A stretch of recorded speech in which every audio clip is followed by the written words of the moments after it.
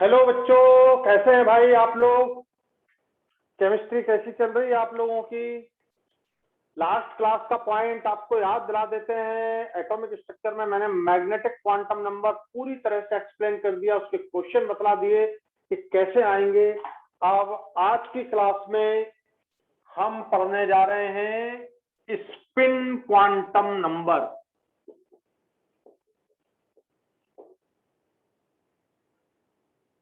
Spin quantum number topic डालिए। Spin quantum number, चक्रण quantum संख्या। चक्रण क्वांटम संख्या। देखो बच्चों, ये न्यूक्लियस है। न्यूक्लियस के चारों तरफ ऑर्बिट, ये ऑर्बिट है। तो ऑर्बिट माने कक्षा। तो कक्षा में जब इलेक्ट्रॉन घूमता है, कक्षा में इलेक्ट्रॉन घूमता है तो उसे कक्षीय गति कहते हैं। कक्षीय गति, कक्षीय गति। ऑर्बिटल मोशन, ऑर्बिट में जो होने वाला मोशन है वो ऑर्बिटल मोशन, कक्षीय गति कहते हैं। और ये जो इलेक्ट्रॉन है, ये जो इलेक्ट्रॉन है अपनी एक्सिस, ये इलेक्ट्रॉन की सपोज एक्सिस हो गई तो ये ऐसा घूम सकता है इलेक्ट्रॉन। देखिए ऐसा, ये इस तरह से घूम रहा है, इस तरह से घूमता है इलेक्ट्रॉन, इस तरह से घूमता है। ये clockwise, anti clockwise, clockwise, anti clockwise. तो इलेक्ट्रॉन के दो घूमने के डायरेक्शन हो सकते हैं अपनी अक्ष पर। ये इलेक्ट्रॉन है, ये अपनी अक्ष, ये इलेक्ट्रॉन की अक्ष है, ये इलेक्ट्रॉन की अक्ष है। तो ये अक्ष पर घूर्णन, अक्ष पर घूर्णन। तो इलेक्ट्रॉन, इलेक्ट्रॉन अपनी अक्ष पर जब घूर्णन करता है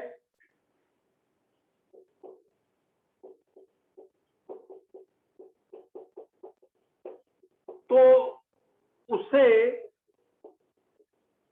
चक्रण कहते हैं, चक्रण गति, स्पिन मोशन, स्पिन मोशन या चक्रण गति कहते हैं। तो अब दो प्रकार की गति हो गई। ये इलेक्ट्रॉन जब अपनी कक्षा में घूमे तो कक्षीय गति, और जब चक्रण करे तो चक्रण, स्पिन मोशन हम बोल सकते हैं। अपनी अक्ष पर होता है ये, इस तरह से इलेक्ट्रॉन घूमता है अपनी अक्ष पर, अपनी अक्ष पर इलेक्ट्रॉन का घूमना। तो ये दो बातें होती हैं, इसे हमें समझना है। तो हमारा जो स्पिन क्वांटम नंबर है एस, स्पिन क्वांटम नंबर जो एस है, उसके दो घूर्णन संभव है। क्लॉकवाइज भी रोटेट हो सकता है और एंटी क्लॉकवाइज भी रोटेट हो सकता है। तो spin quantum number, spin quantum number electron का अपनी अक्ष पर घूर्णन की दिशा बतलाता है। इलेक्ट्रॉन का अपनी अक्ष पर घूर्णन की दिशा ये बतलाता है, घूर्णन की दिशा बतलाता है। ठीक है, वैसे आजकल इसे नहीं मानते। ठीक है, अब तो spin quantum mechanical spin states हो गई है, वो स्पिन स्टेट्स बोलते हैं हम उनको। तो इलेक्ट्रॉन का अपनी अक्ष पर घूर्णन की दिशा बतलाने वाली जो क्वांटम संख्या है वह एस होती है। और एस के दो मान होते हैं, एस के दो मान होते हैं। एस का एक मान हो सकता है प्लस हाफ और दूसरा मान हो सकता है माइनस हाफ, प्लस हाफ एवं माइनस हाफ। ठीक है,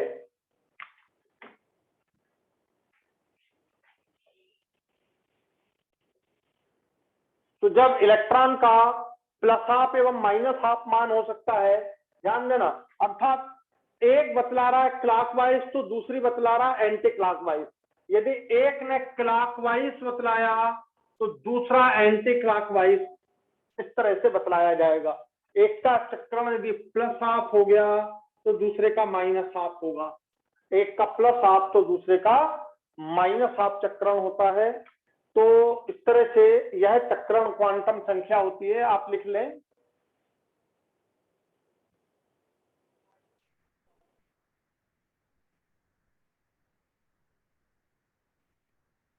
ठीक है। तो जब इलेक्ट्रॉन किसी ऑर्बिटल में सिंगल इलेक्ट्रॉन होता है, कोई ऑर्बिटल में सिंगल इलेक्ट्रॉन होता है, सिंगल इलेक्ट्रॉन है, तो इसका मतलब ये नहीं है कि उसका चक्रण प्लस हाफ है, उसका चक्रण प्लस हाफ भी लिख सकते हैं और उसका चक्रण माइनस हाफ भी लिख सकते हैं। तो सिंगल इलेक्ट्रॉन है तो s का मान प्लस हाफ या माइनस हाफ दोनों हो सकता है। तो आप सिंगल इलेक्ट्रॉन का मतलब ये मत समझना कि ये केवल plus half, single electron plus half भी हो सकता है और माइनस हाफ भी उसका चक्रण हो सकता है। आप दोनों में से कोई एक यूज कर सकते हैं, दोनों नहीं, या तो प्लस हाफ यूज कीजिए या माइनस हाफ यूज कीजिए, ठीक है, इस तरह से होता है।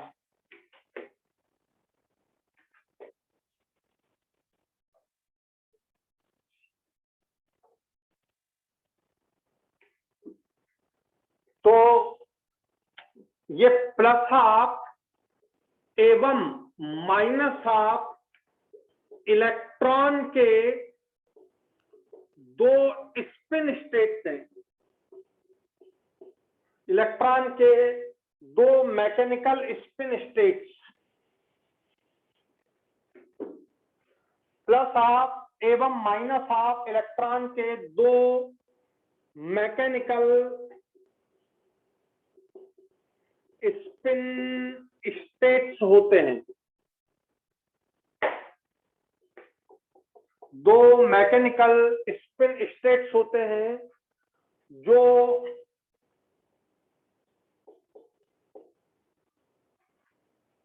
which are not analog, ठीक है, दो स्पिन मैकेनिकल स्पिन स्टेट्स होते हैं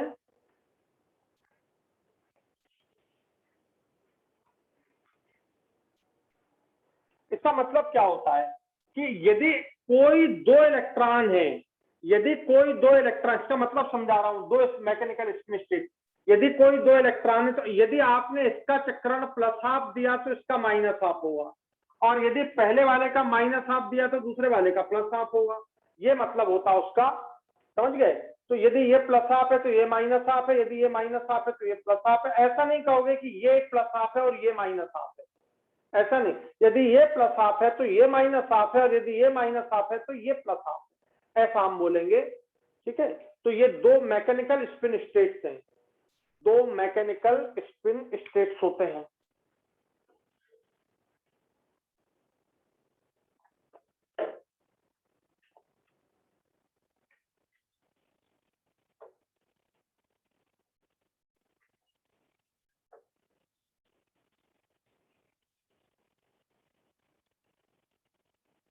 जैसे हमने कोणीय संवेग निकाला था कक्षा में, कोणीय संवेग, ऑर्बिटल में कोणीय संवेग, उसी तरह घूमते हुए इलेक्ट्रॉन का चक्रण कोणीय संवेग होता है, चक्रण कोणीय संवेग,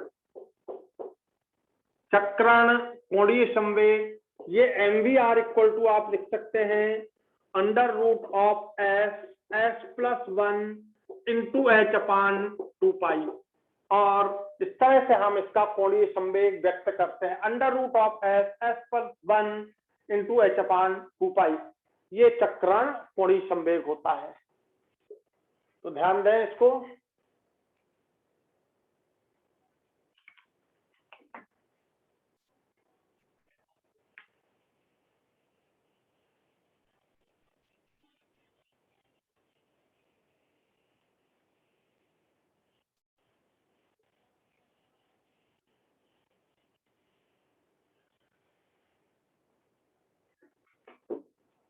ठीक बात। अब देखो, यदि मान लीजिए स्पिन का योग पूछे, स्पिन का योग, स्पिन का योग, और जैसे हाइड्रोजन की मैं बात करूं 1s1, तो इसमें एक ही इलेक्ट्रॉन है, तो यहां स्पिन का योग हमें मिलेगा प्लस हाफ, स्पिन का योग प्लस हाफ। यदि मैं हीलियम लूं तो 1s2 है, ये देखिए यहाँ पर एक ही इलेक्ट्रॉन, यहाँ पे दो हैं, 1s2, एक का प्लस हाफ है प्लस दूसरे का माइनस हाफ है, तो सम ऑफ स्पिन 0 हो गया।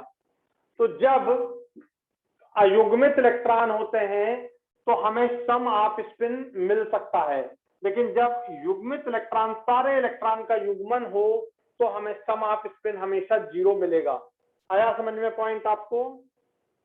जैसे मान लीजिए आपने नाइट्रोजन लिखा, नाइट्रोजन होता है 7, 1s2, 2s2, 2p3, ठीक है। तो यहाँ पर ये s है, ये एक दूसरे के स्पिन को कैंसिल कर देंगे। यहाँ पर ये देखिए प्लस हाफ माइनस हाफ, ये प्लस हाफ माइनस हाफ, यहाँ तो सम ऑफ स्पिन 0 हो गया। लेकिन यहाँ पर देखिए ये एक एक इलेक्ट्रॉन है, 1 2 3, तो ये प्लस हाफ हुआ, ये प्लस हाफ हुआ, ये प्लस हाफ हुआ, तो हमें सम ऑफ स्पिन यहाँ पर मिल जाएगा plus half plus half plus half, सबका सम कर दो तो हमें प्लस 1.5 ये हमको सम ऑफ स्पिन मिल जाएगा। ये हमें सम ऑफ स्पिन मिल जाएगा। तो कभी कभी क्वेश्चन आ जाए कि सम ऑफ स्पिन क्या होता है, तो आप बता सकते हो। जैसे एक क्वेश्चन दे रहे हैं आपको, Mn, क्वेश्चन है Mn+2 आयन में स्पिन का योग क्या होना चाहिए? स्पिन का योग क्या होना चाहिए? तो आप निकाल सकते हैं Mn+2 में स्पिन का योग। ये देखो Mn होता है 25 और 1s2, 2s2, 2p6, 3s2, 3p6, 3d5, 4s2, ये दो इलेक्ट्रॉन निकल गए। जब ये दो इलेक्ट्रॉन निकल जाएंगे तो Mn+2 हो जाएगा। जब Mn+2 हो जाएगा तो ये d5 है बच्चों, 1 2 3 4 5, एक इलेक्ट्रॉन, दो इलेक्ट्रॉन, तीन इलेक्ट्रॉन, चार इलेक्ट्रॉन, पांच इलेक्ट्रॉन। तो यहाँ पर स्पिन का योग 5 इलेक्ट्रॉन है, इंटू हाफ से मल्टीप्लाई कर दो प्लस हाफ से, तो ये आपका +2.5 ये सम ऑफ स्पिन हो जाएगा।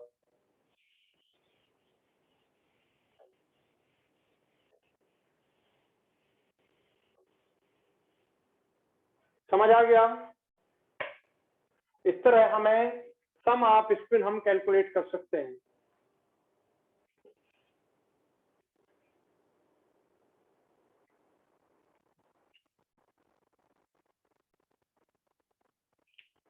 तो बताओ स्पिन क्वांटम नंबर से रिलेटेड ये इंफॉर्मेशन आपको क्लियर हो गई सबको?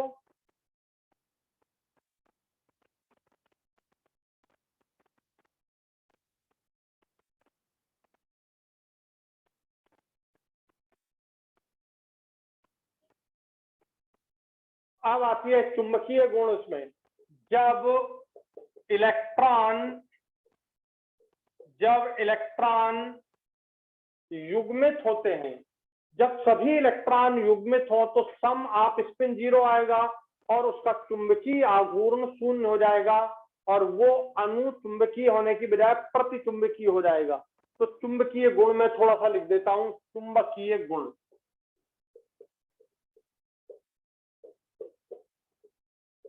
चुंबकीय गुण, चुंबकीय गुण का अर्थ है यहाँ पर अनुचुंबकत्व।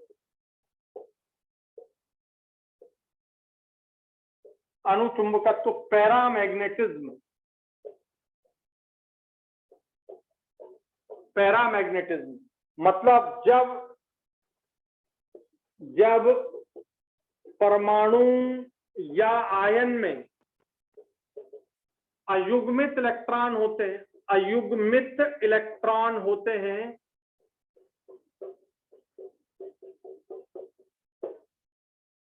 तो वे चुंबकीय क्षेत्र में आकर्षित होते हैं। चुंबकीय क्षेत्र में आकर्षित होते हैं। ऐसे गुण को अनुचुंबकत्व कहते हैं। ऐसे गुण को अनुचुंबकत्व कहते हैं। अनुचुंबकत्व तो जब परमाणु अणु में अयुग्मित, ये है मेन चीज, अयुग्मित इलेक्ट्रॉन हो तो वे चुंबकीय क्षेत्र में आकर्षित होते हैं, और ऐसा गुण जो चुंबकीय क्षेत्र में आकर्षित होता है अनुचुंबकत्व गुण या अनुचुंबकीय गुण कहलाता है। तो ये अनुचुंबकीय गुण हुआ, तो ये आप लिख लो। और उसी तरह प्रतिचुंबकत्व, प्रतिचुंबकत्व, तो प्रतिचुंबकत्व में यहां पर युग्मित हो जाएगा, जब सारे इलेक्ट्रॉन युग्मित हो जाएंगे, जब सारे इलेक्ट्रॉन युग्मित हो जाएंगे, जब सारे इलेक्ट्रॉन युग्मित हो जाएंगे तो वे चुंबकीय क्षेत्र में आकर्षित होने की जगह प्रतिकर्षित होने लगेंगे। तब वे प्रतिकर्षित होने लगेंगे, ये प्रतिकर्षित होने लगेंगे। ठीक है, तो वह गुण कहलाता है प्रतिचुंबकत्व। जब सारे इलेक्ट्रॉन युग्मित हो जाएं तो वे चुंबकीय क्षेत्र में आकर्षित होने की बजाय प्रतिकर्षित होने लगेंगे, तो ऐसा गुण कहलाता प्रतिचुंबकत्व। इंग्लिश में बोलते हैं डायामैग्नेटिज्म।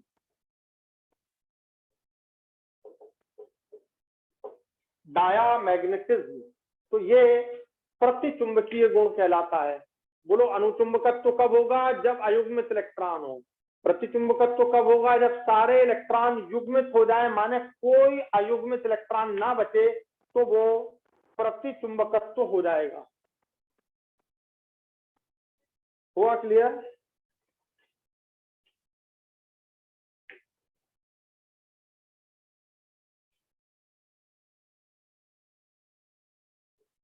तो लिख लें इसको, अनुचुंबकत्व और प्रतिचुंबकत्व। क्लियर हो गया?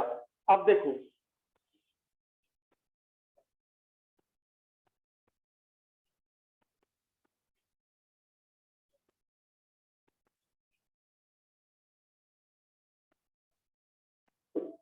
यह ध्यान देना, यदि डी में इलेक्ट्रॉन 0 हो, डी में इलेक्ट्रॉन 10 हो, माने सारे युग्मित हो, तो ये बन जाते हैं प्रतिचुंबकीय। यदि डी में एक इलेक्ट्रॉन हो, 1 से लगा के 9 तक कोई भी इलेक्ट्रॉन हो, तो ये बन जाएंगे अनुचुंबकीय। ठीक, D0 हो या D10, मैंने डी में लिख दिया मैंने, जब ऑर्बिटल पूरे फुल फिल्ड हो या खाली पड़े हो तो D0 हो, तो D10 हो तो कैसे हो जाएंगे? प्रतिचुंबकीय। D1 से 9 तक हो तो अनुचुंबकीय। ये बात ध्यान रखना है। और ये अनुचुंबकत्व या प्रतिचुंबकत्व गुण के लिए हम एक बात लिखते हैं, चुंबकीय आघूर्ण। बिल्कुल अच्छे से याद करना, चुंबकीय आघूर्ण, ध्यान से सुनना।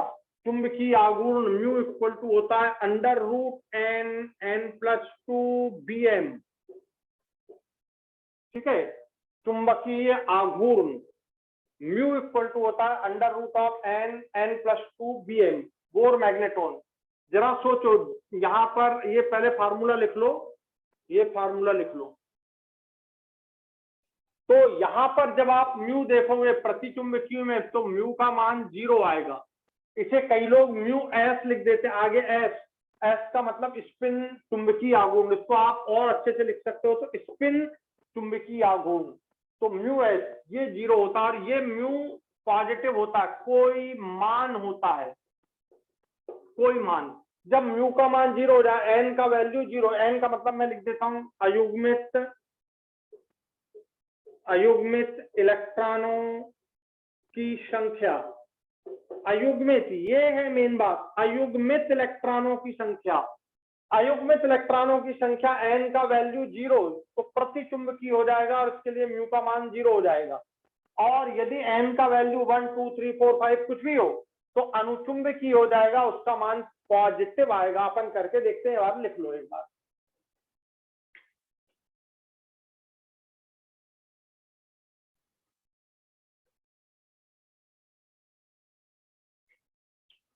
अनुचुंबकीय और प्रतिचुंबकीय दोनों के लिए म्यू का फार्मूला एक ही है।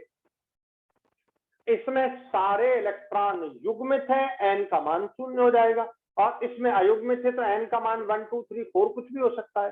तो अब आप, ये फार्मूला बहुत इंपॉर्टेंट, हर साल आता है, हर साल आता है। और मैंने 2019-2020 तक के सारे पेपर सॉल्व करके यूट्यूब पर अपलोड किए हैं। आप उसमें देख सकते हो कि स्पिन एंगुलर मोमेंटम का ये इसका कितने क्वेश्चन आए हुए, बहुत क्वेश्चन इसमें आए हुए हैं।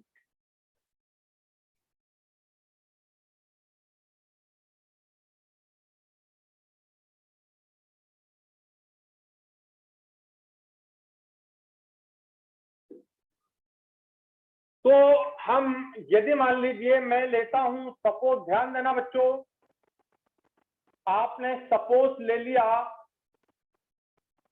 Zn+2 आयन, Zn+2 ले लिया, ध्यान से सुनना, Zn+2, Zn होता है 30, Zn होता है 30, 1s2, 2s2, 2p6, 3s2, 3p6, 3d10, 4s2। बच्चों ये 2 इलेक्ट्रॉन निकाल दिया आपने, देखिए ये 2 इलेक्ट्रॉन आपने निकाल दिए। D10 यहां तक सारे फुल हैं यार, सब फुल हैं, ये देखो ये भी फुल है वैसे तो, मगर मैंने आयन दिया है। ये देखो 1 2 3 4 5 6 7 8 9 और ये 10। अब बताओ इसमें अयुग्मित इलेक्ट्रॉनों की संख्या कितनी हो गई? n का वैल्यू कितना हो गया? 0। जब n का वैल्यू 0 हो गया तो म्यू का वैल्यू क्या हो गया? 0। n का वैल्यू 0 तो म्यू का वैल्यू 0 हो जाएगा। और ये कैसे हो जाएंगे? प्रतिचुंबकीय, ये प्रतिचुंबकीय हो जाएगा, प्रतिचुंबकीय। D10 में लिखा था मैंने, D10। हाँ, अगर हम स्कैंडियम+3 ले लें, देखिए स्कैंडियम+3 21 होता है, और ये यहां से यहां तक आप जाएंगे तो 3d1 4s2।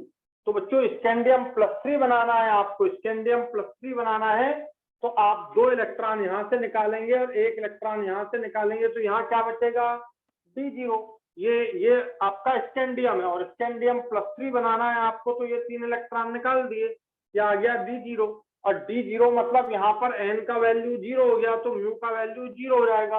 तो जिनमें D10 हो या D0 हो उनमें म्यू का वैल्यू 0 हो जाता है, अर्थात n का वैल्यू 0 होता है, तो ये प्रतिचुंबकीय हो जाते हैं, ये प्रतिचुंबकीय हो जाते हैं। टाइटेनियम+4, टाइटेनियम+4 सेम, टाइटेनियम+4, तो ये सब में ये प्रतिचुंबकीय ही होगा। आप करके देख लो, ये होता है टाइटेनियम-20, तो ये प्रतिचुंबकीय हो जाते हैं और इनके लिए म्यू का वैल्यू 0 हो जाता है। तो लिख लें इसको,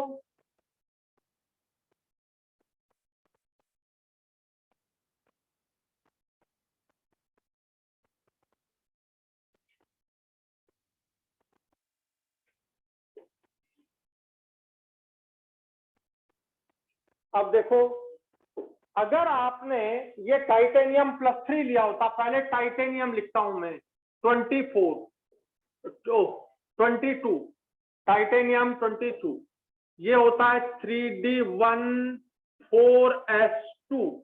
अब आपने टाइटेनियम 3d2 4s2 टाइटेनियम+3 लिया तो यहां बचेगा 3d1 4s0। तो बच्चों n का वैल्यू यहां पर कितना बचा? 1। n का वैल्यू 1 है तो म्यू का वैल्यू, म्यू इक्वल टू, ये फार्मूला लगाना है,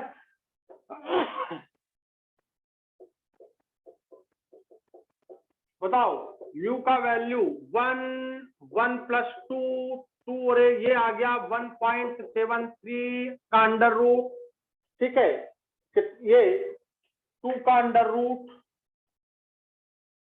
2 का अंडर रूट, तो ये आ जाएगा 1.73, बार बार वही लिख रहा हूं, 1.73 bm, ये आ गया 1.73 bm।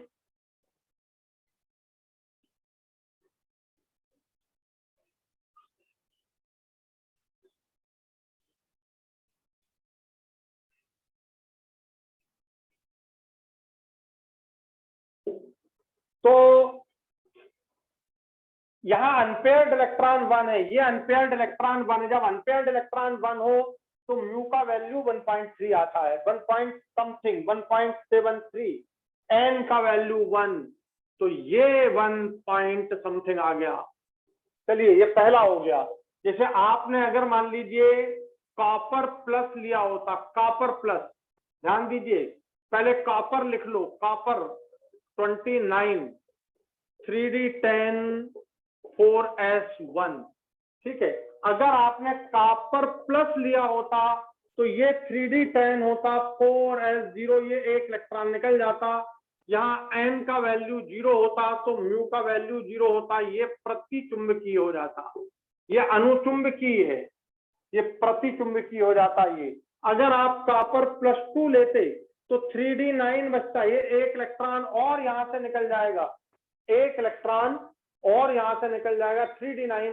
तो बच्चों जब 3D9 तुम बनाओगे तो ये देखो ऐसा बनाओगे ना, 1 2 3 4 5 6 7 8 9, ये देखिए एक इलेक्ट्रॉन अनपेयर्ड आपको दिख रहा है, एन का वैल्यू 1, ये देखिए सेम, तो म्यू का वैल्यू 1.73 bm। बच्चों जब एक अनपेयर्ड इलेक्ट्रॉन हो तो 1 पॉइंट, एक हो तो 1 पॉइंट, 2 हो तो 2 पॉइंट, 3 हो तो 3 पॉइंट, 4 हो तो 4 पॉइंट। मैं भी बताता हूं आपको क्लियर करके।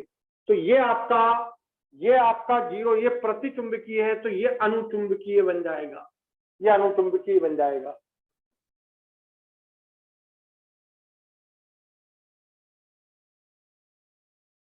चलिए अपन निकिल देखते हैं, ध्यान से देखो। निकिल होता है 28, निकिल होता है 28, 3D8 4S2।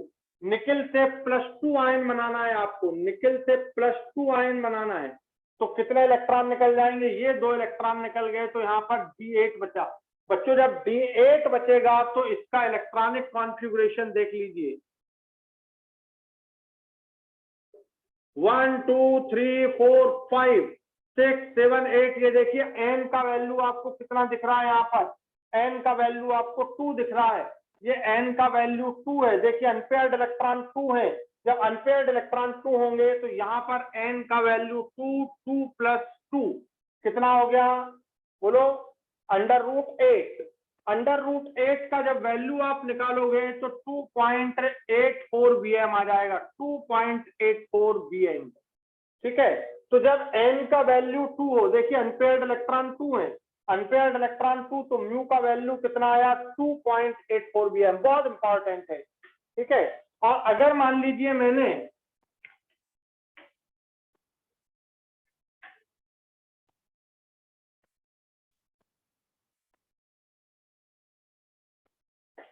ये देखिए टाइटेनियम होता है 22, 3D2 4S2, ध्यान देना बच्चों, टाइटेनियम +2 ले लिया होता तो यहाँ बचता 3D2, और 3D2 बचता तो यहाँ पर n का वैल्यू, यहाँ पर n का वैल्यू 2 होता। और जब n का वैल्यू ये सामने दिख रहा है, n का वैल्यू 2, 1 2 3 4 5 1 2, ये 2, तो n का वैल्यू 2, तो ये आ जाता 2.84 bm। ये देखिए वही आ रहा है। तो ऐसे अनपेयर्ड इलेक्ट्रॉन 2 हो या ऐसे अनपेयर्ड इलेक्ट्रॉन 2 हो, n का वैल्यू यदि 2 है तो म्यू का वैल्यू 2.84 bm आएगा। तो लिख लें इसको,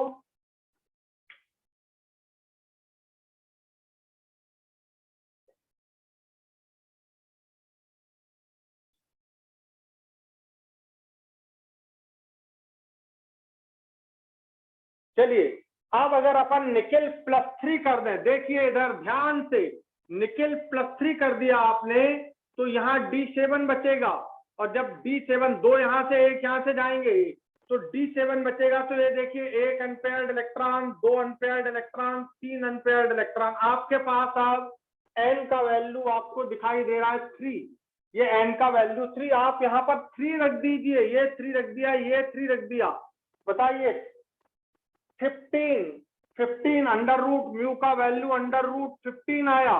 बच्चों म्यू का वैल्यू √15 का मतलब यार 16 का स्क्वायर रूट होता है 4, तो 15 का हो जाएगा अप्रॉक्स 3.92 bm, ये आ जाएगा। तो जब अनपेयर्ड इलेक्ट्रॉन 3 हो तो ये भी 3 पॉइंट समथिंग, ये 3 तो ये 3 पॉइंट समथिंग, ये देखिए 2 तो ये 2 पॉइंट समथिंग। 1 तो 1 पॉइंट समथिंग, ऐसा आपको ध्यान रखना। मैं एक और एग्जांपल देता हूं, एकदम बात क्लियर हो जाएगी तुमको। देखो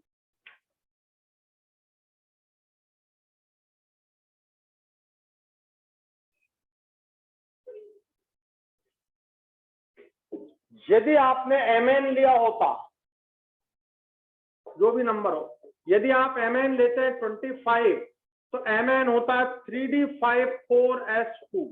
अगर mn+2 बनाते हो, ध्यान से देखना, तो ये 2 इलेक्ट्रॉन निकलेंगे, ये बचेगा 3d5, और 3d5 आप समझ गए होंगे कि कैसा होना चाहिए।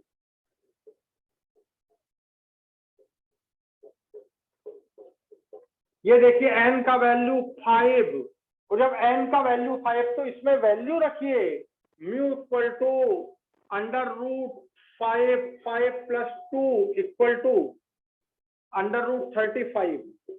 ये आ जाएगा 5.9 bm, ये आ जाएगा 5.9। तो बच्चों यहाँ पर ये 5 है, यहाँ पर ये 5 है, तो ये 5 है, तो ये 5.9 bm आ जाएगी। ये 3 तो 3.9, 5 तो 5.9, इस तरह से ये आपका।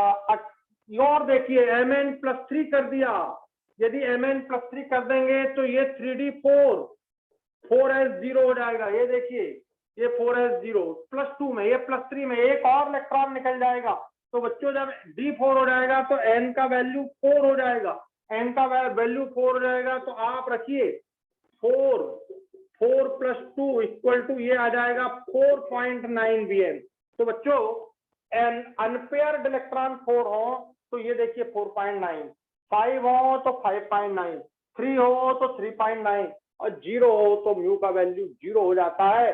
ये स्पिन क्वांटम नंबर की बड़ी इंपॉर्टेंट पॉइंट है, लिखिए इसको।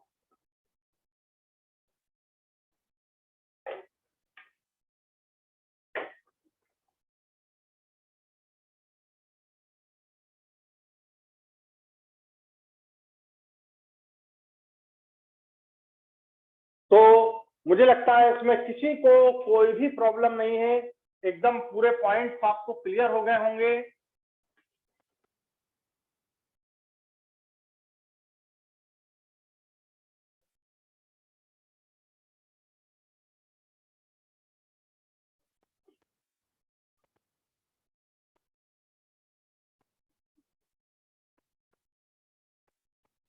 ध्यान दो बच्चों, तो किसी में n का वैल्यू यदि मान लीजिए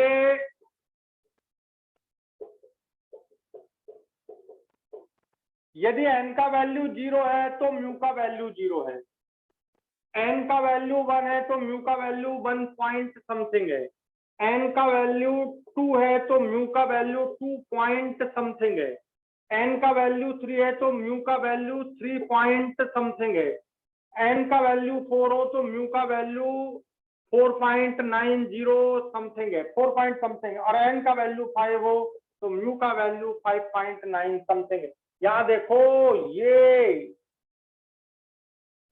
something something something something something हटाओ।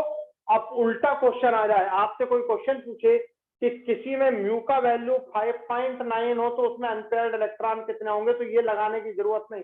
5.9 5, 4.9 4, 3.92 3, ऐसे आप इसको सॉल्व कर लेंगे तुरंत। और सबसे ज्यादा पैरामैग्नेटिज्म अभी इसमें अनपेयर्ड इलेक्ट्रॉन सबसे ज्यादा है, तो सबसे अधिक अनुचुंबकत्व, सबसे अधिक अनुचुंबकीय, सबसे अधिक अनुचुंबकीय गुण ये। और बोले सर अनुचुंबकीय ये कम हुआ, ये कम हुआ, ये कम हुआ, ये कम हुआ, तो सबसे कम अनुचुंबकीय ये होना चाहिए। नहीं बेटा, सबसे कम अनुचुंबकीय जो प्रतिचुंबकीय हो जाता है, ये जो प्रतिचुंबकीय हो जाता है यही सबसे कम अनुचुंबकीय हो जाता है। ये आईआईटी में क्वेश्चन आया है, बहुत सारे बच्चों ने इसमें आंसर टिक किया, बोले सर सबसे कम अनुचुंबकीय तो ये होना चाहिए, अनुचुंबकीय पूछा है। अच्छा ऐसा सोचो, तुम्हारे एक के पास इतने पैसे, इसके पास इतने, इसके पास इतने, एक के पास 0, तो सबसे कम पैसे किसके पास, तो 0 वाले के पास सबसे कम पैसे हुए ना। तो सबसे कम पैसे, सबसे कम अनुचुंबकीय, तो जिसका म्यू का वैल्यू 0 होगा वो सबसे कम अनुचुंबकीय हो जाएगा। कई बार हमको ये आंसर लगने लगता है, पर हाँ ये नहीं होगा, ये होगा अनुचुंबकीय। सबसे कम का मतलब हो जाता है प्रतिचुंबकीय। आ गया समझ में? तो इसको आप उतार लें जल्दी से।